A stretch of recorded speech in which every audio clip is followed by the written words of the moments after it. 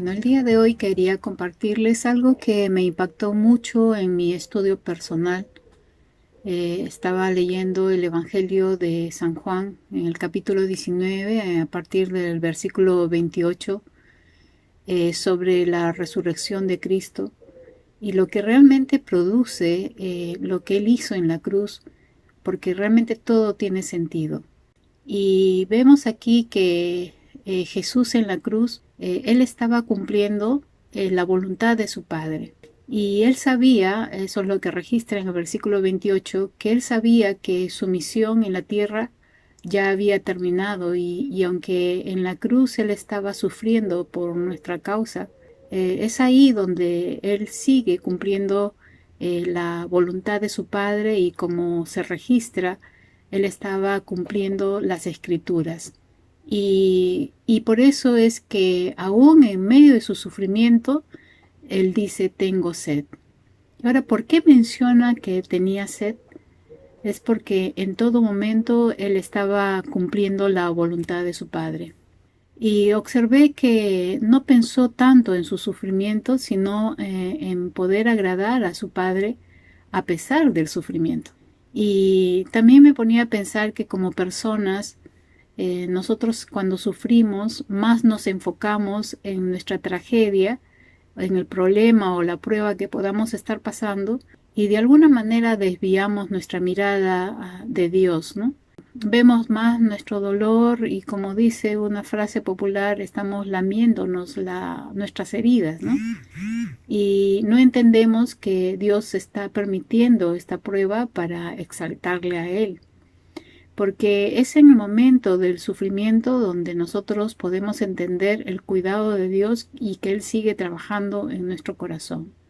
Y Jesús estaba con los clavos atravesados, o sea, no podía respirar como médicamente se ha sostenido. Y había sido lacerado, había sido humillado, había tenido golpes, ¿no? Recordé este Salmo 22:14 que dice, ¿no? Mi vida se derramaba como el agua, dice, ¿no? Y todos mis huesos se han dislocado.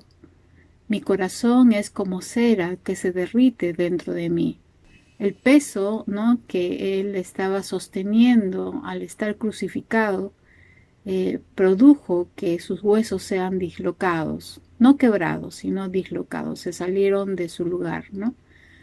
Y dice acá, mi corazón es como cera que se derrite dentro de mí. Y acá está hablando del dolor físico, ¿no? Pero a pesar de eso, él seguía cumpliendo la voluntad de su Padre y las escrituras, ¿no?, que están ligadas al corazón del Padre. Entonces, vemos que cuando él pide agua, estaba dentro de las escrituras. También sabemos a través de las escrituras que menciona de que lo que le ofrecieron a Jesús fue vinagre, que es un vino agrio, ¿no? Y cuando él toma de este vinagre, dijo, consumado es. Y dice el texto que habiendo inclinado su cabeza, entregó su espíritu. Hasta antes de su último aliento en la tierra, él cumplió con todo. Realmente a mí me impactó mucho el amor del Señor hacia nosotros y sobre todo el deseo de querer agradar a su Padre. Y ese es el legado que Jesús nos deja para que nosotros también vivamos de acuerdo a la voluntad de Dios a través de su palabra. Aún el tiempo de su muerte estaba determinado dentro de los planes de Dios, porque cuando le atravesaron salió agua y sangre. Y nuevamente recordé estudios antes, ¿no?, cuando la Biblia nos enseña que Él es el Cordero. Por eso salió agua y sangre. Pero también nos registra que en el tiempo de su muerte, la palabra menciona que sus huesos no serían quebrados.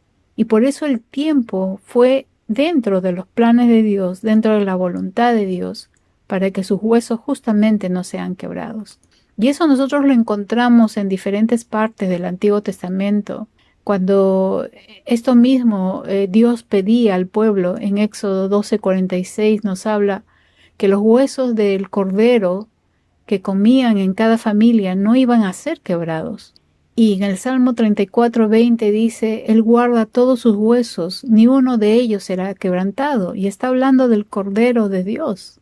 Y me ponía a pensar de que los padres de familia de Israel llevaban el Cordero para sus familias. Pero nuestro Padre eterno llevó al Cordero, su Hijo, a la cruz para su familia, que somos nosotros, la Iglesia. Por esa razón es que hay muchos motivos por qué agradecer. Pero también me ponía a pensar que menciona en el versículo 15 del Evangelio de Juan, el capítulo 19, versículo 15, cuando Jesús ya resucitado se acerca a María Magdalena y le pregunta, ¿por qué lloras y a quién buscas? Y me puse a pensar que las lágrimas de esta mujer es porque no había recordado las palabras de Jesús que él iba a resucitar. Por eso ella pensaba que se habían robado el cuerpo de su Señor. Y es el mensaje que le dice a los ángeles y al mismo Señor, a quien confundió con el jardinero. Por eso es que ahora que nosotros entendemos que Jesús ha resucitado, todo tiene sentido. El mensaje que predicamos también tiene sentido, porque no hablamos de un Jesucristo que solamente sana, hablamos de un Jesucristo que nos da vida y es una vida eterna. Entonces, cuando nosotros predicamos, no podemos presentar a un Jesucristo religioso, ni tampoco podemos presentar a un Jesucristo que solamente sana y hace milagros. Tenemos que presentar a un Jesucristo que salva la vida y que nos da vida eterna. Ahora, nosotros no solamente vemos a María con una actitud de llorar porque no recordaba la palabra de Dios, sino que también vemos esto en los discípulos. Versículos más adelante nos menciona que los discípulos estaban bien encerrados por temor a los líderes. Esto lo encontramos en Juan 19:19, porque ellos no recordaban y tenían miedo. Claro, lo único que sabían es que Jesús había muerto, que lo habían bajado de la cruz, pero no recordaban las palabras que Él resucitaría al tercer día. Pero nosotros también vemos en Juan 20:17 que Jesús le dijo a María, le dijo, no me toques porque todavía no he subido al Padre, pero ve a buscar a mis hermanos y diles, voy a subir a mi Padre y al Padre de ustedes, a mi Dios y al Dios de ustedes. Qué lindo, ¿verdad? Es impresionante lo que el Señor Jesús le dice a María. Le dice, voy a subir al Padre. Jesús se sentaría a la diestra del Padre con toda autoridad. En Hebreos 2:14 dice, así que por cuanto los hijos participaron de carne y sangre, bueno, toda la humanidad participa de carne y sangre, Él también participó de lo mismo, porque se hizo humano. ¿Pero para qué? Para destruir por medio de la muerte al que tenía el imperio de la muerte, esto es, al diablo. Pero miren lo que dice el texto, también dice aquí, dice, busca a mis hermanos. Ya no les llama discípulos, ya no les llama amigos, nos llama hermanos. ¿Por qué? Porque después de su triunfo en la cruz y en la muerte, su victoria justamente hace posible que podamos ser hijos, ¿no? A través de la adopción que nos hace el Señor como Padre y nos adopta como hijos, ¿no? Y ahora, pues, por eso nos llama hermanos. ¿Por qué? Porque somos del mismo Padre. Qué lindo, ¿no? Y vemos que también cuando le dice a María, le dice un mensaje. Diles, ¿no? Voy a subir a mi Padre. O sea, mientras ella iba a darles el informe a sus hermanos, él le dice, voy a subir a mi Padre. Ahora es lo que hizo. En esos momentos Jesús no se deja tocar por María. Pero la palabra nos enseña de que el Señor se muestra a los discípulos, claro, les muestra las marcas, ¿no? De sus manos, de sus pies. No menciona que los toca, pero pasado 8 días, como menciona en el capítulo 20, versículo 26, menciona que Él aparece nuevamente después de 8 días, hace que Tomás pueda tocar sus heridas, ¿no? Tanto de sus manos como de sus pies y también de su costado. Entonces, si antes no pudo hacerse tocar y ahora sí, ¿qué pasó en ese tiempo? ¿Él fue a su padre? Personalmente creo que sí. cuando Jesús resucita, todo toma sentido, ¿no? Entonces vemos que después de la resurrección, justamente Él encarga la gran comisión. Y en el Evangelio de Juan nos menciona, ya en la parte final, a partir de 21:15, menciona que Jesús le hace 3 preguntas a Pedro delante de todos, ¿no? Si es que Pedro le ama. Y Jesús, ante las 3 respuestas, le dice que primero alimente a sus corderos. Y los corderos son los bebés de las ovejas, ¿no? Entonces le dice que los alimente. Estamos hablando en términos espirituales, no físicos, ¿no? No es que Pedro se iba a dedicar a cuidar ovejas, ¿no? Sino que le dice que los alimente. ¿Cómo se alimenta una oveja? ¿Cómo se alimenta a un recién nacido en la palabra de Dios, a un nuevo creyente? Con la doctrina, ¿no? Entonces le está diciendo, alimenta a mis corderos, aquellos que recién me conocen, ¿no? Y también le dice, en la segunda respuesta, le dice que pastoree.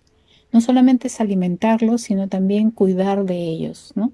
Entonces son 2 cosas que le menciona: alimentar y pastorear, apacentar y cuidar, ¿no? Entonces es lo que el Señor está encargando, en este caso, a Pedro.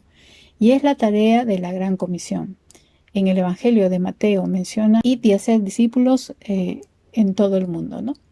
Y acá está hablando del cuidado y del alimento que se tiene que dar, en este caso, a las ovejas.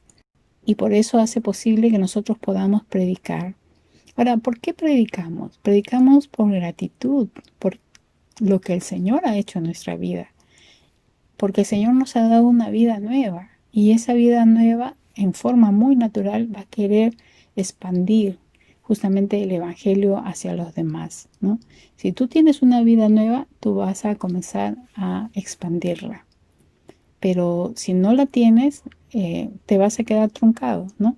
Entonces, ¿por qué? Porque Jesucristo ha resucitado y toda labor del creyente es un trabajo para la eternidad. No es para la tierra, es para la eternidad. Entonces, ya que somos hijos del mismo Padre, ¿verdad? Entonces, con todo derecho, autoridad, gratitud, adoración, devoción y pasión, debemos predicar sobre ese Cristo resucitado. Que el Señor te bendiga y te pueda usar realmente, ¿no? De algo que el Señor me habló en forma muy personal en mi estudio y que quería compartirlo con ustedes. Que el Señor les bendiga.